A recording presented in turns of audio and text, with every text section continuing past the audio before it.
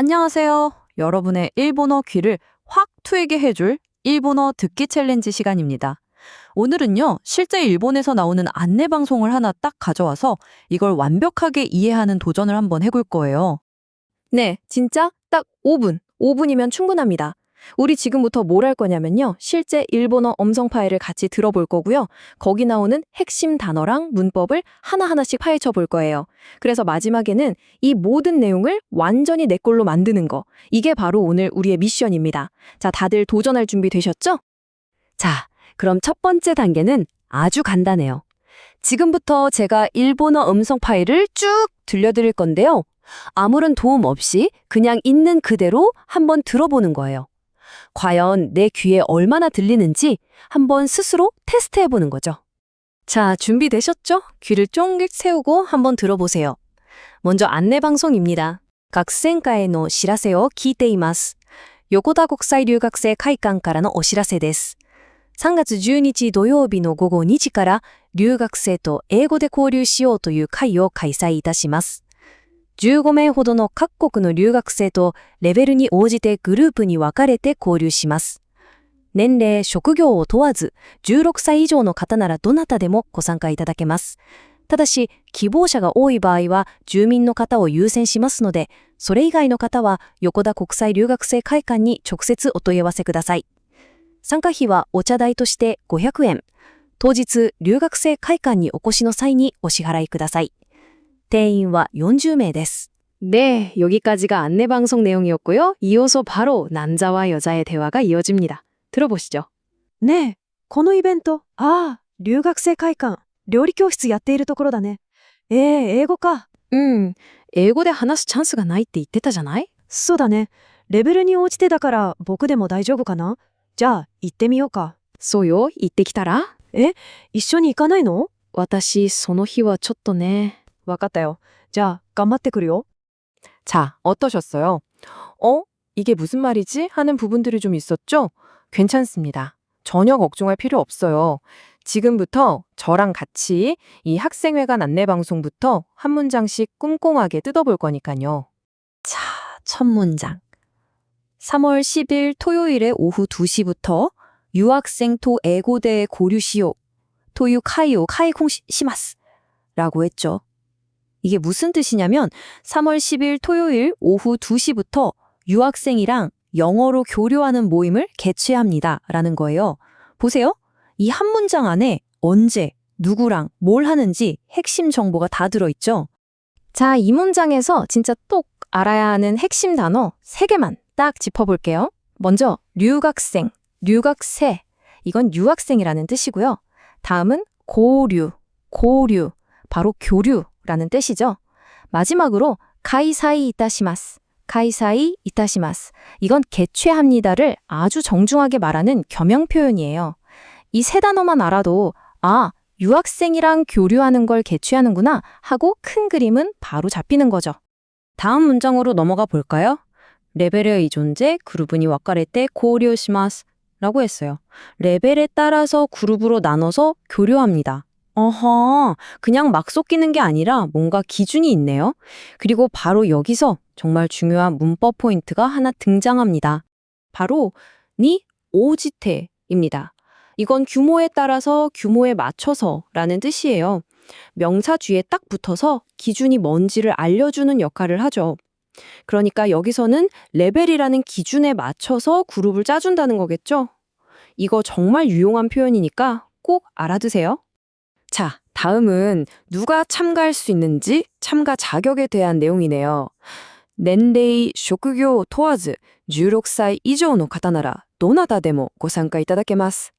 연령, 직업을 불문하고 16세 이상이라면 누구든지 참가할 수 있습니다.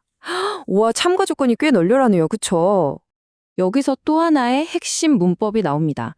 바로 시에오 토와즈, 오 토와즈예요. 이건 시을 불문하고 시에 관계없이라는 뜻으로 어떤 조건에 제한이 없다는 걸 나타낼 때 써요. 그러니까 넨네, 쇼크교, 오토와즈라고 하면 나이나 직업 이런 거 전혀 상관없다는 의미가 되는 겁니다. 자, 그럼 나머지 중요 정보들도 한번 정리해 볼까요? 표를 보시면 딱 나와 있죠. 참가비는 500엔, 방송에서는 오차다이 토시테, 그러니까 착각 명목이라고 했고요. 정원은 40명, 태잉과 연주매라고 했습니다. 아, 그리고 중요한 거. 혹시 신청자가 너무 많으면 그 동네 사는 주민들을 우선으로 뽑는데요. 이 점도 기억해두면 좋겠네요. 아주 깔끔하죠? 자, 좋습니다. 여기까지 해서 좀 딱딱하게 느껴질 수 있는 안내방송 분석은 끝났습니다. 이제부터가 진짜 재밌는 부분이에요. 이 안내방송을 듣고 있던 남자와 여자의 아주 리얼한 대화, 이걸 한번 샅샅이 파헤쳐 보겠습니다. 먼저 남자가 이렇게 말하죠. 소담에 레벨은 오지 때 다카라 보크데모 다이조부 까나?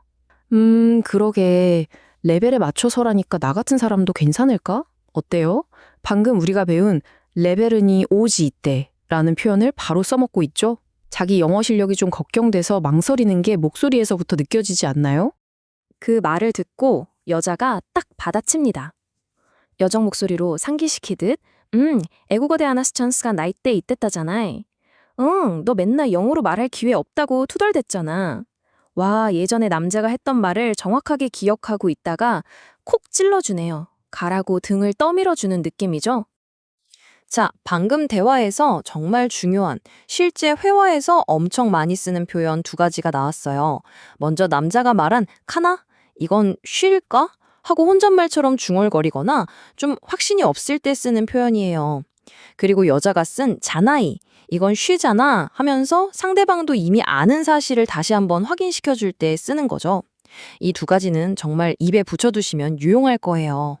여자의 격려에 남자가 용기를 내서 묻죠. 남성 목소리로 기대하며 에? 이숑이 가나요? 같이 안 갈래? 그랬더니 여자가 이렇게 대답합니다. 여성 목소리로 미안한 듯 私その日はちょっとね. 나 그날은 좀... 자, 바로 이 부분. 여기서 일본 특유의 커뮤니케이션 방식이 아주 잘 드러납니다. 바로 이 초토네라는 표현. 이게 핵심이에요. 일본 사람들은 안 돼, 싫어 이렇게 딱 잘라서 말하기보다는 좀 하면서 곤란하다는 뉘앙스를 풍기면서 부드럽게 거절할 때가 많거든요. 상대방과의 관계나 조화를 중요하게 생각하는 문화에서 나온 대표적인 완국 표현이죠. 그러니까 초토라는 말이 들리면 아, 거절하는 거구나 하고 바로 알아채야 합니다. 자, 좋습니다. 이제 분석은 모두 끝났어요. 우리가 지금까지 배운 걸 가지고 맨 처음에 풀었던 그 문제에 다시 한번 도전해 볼 시간입니다. 과연 이제는 얼마나 잘 들리는지 한번 확인해 보자고요. 첫 번째 질문 나갑니다. 시즈몽 있지? 나니노 오시라세 데스까? 이건 무엇에 대한 안내입니까? 라는 질문이죠. 자, 안내 방송의 주제가 뭐였는지 한번 떠올려 보세요. 정답은 뭐였죠? 그렇죠. 맨 첫 문장에 그대로 나와 있었어요. 바로 유학생과 영어로 교류하는 모임에 대한 안내였습니다. 역시 중요한 내용은 항상 맨 앞에 나오는 법이죠. 자, 그럼 2번째 질문입니다. 質問2、二人はこの後どうしますか？ 두 사람은 이 대화 후에 어떻게 할까요? 라는 질문이네요. 대화의 결론이 어떻게 났는지, 남자는 어떻게 할지, 여자는 어떻게 할지 생각해 보세요. 정답은 바로 남자는 혼자 참가할 것이다 입니다. 왜냐고요? 여자가 촛도네 하면서 거절 의사를 비쳤을 때 남자가 마지막에 뭐라고 했죠? 자, 깜바테 크루요. 그럼 나 혼자라도 열심히 하고 올게. 라고 했잖아요. 이 마지막 한마디에서 혼자 가겠다는 의지가 확실히 드러나는 거죠. 네, 이제 정말 마지막 순서입니다. 오늘 배운 핵심 표현들 머릿속에 확실하게 도장을 쾅 찍는 시간이에요. 최종 정리 한번 해보겠습니다. 오늘 배운 핵심 포인트 딱 3가지로 정리할 수 있겠네요. 첫째, 안내방송에 나왔던 니 오지대, 오 토와즈 같은 조금 격식 있는 표현들. 둘째, 대화에 나왔던 카나, 자나이 같은 아주 자연스러운 회화 표현. 그리고 마지막 셋째, 일본의 문화를 엿볼 수 있었던 첫도네 같은 완곡한 거절 표현까지. 이 3가지만 딱 기억하시면 오늘 내용은 완벽하게 마스터하신 겁니다. 그리고 화면에 보이는 필수 단어들도 마지막으로 한번 쭉 훑어보세요. 교류, 카이사이, 개최, 상카히, 참가비, 쇼크교, 직업, 기보오샤, 희망자. 역시 언어의 기본은 단어 아니겠어요? 자, 이렇게 해서 오늘의 일본어 듣기 챌린지 완벽하게 성공했습니다. 어떠셨어요? 그냥 막연하게만 들렸던 일본어가 이제는 좀 더 가깝고 재밌게 느껴지지 않으세요? 다음에는 또 어떤 재미있는 일본어 자료로 같이 도전해 볼지 벌써부터 기대가 되네요. 여러분의 일본어 공부 제가 항상 옆에서 응원하겠습니다. 감사합니다.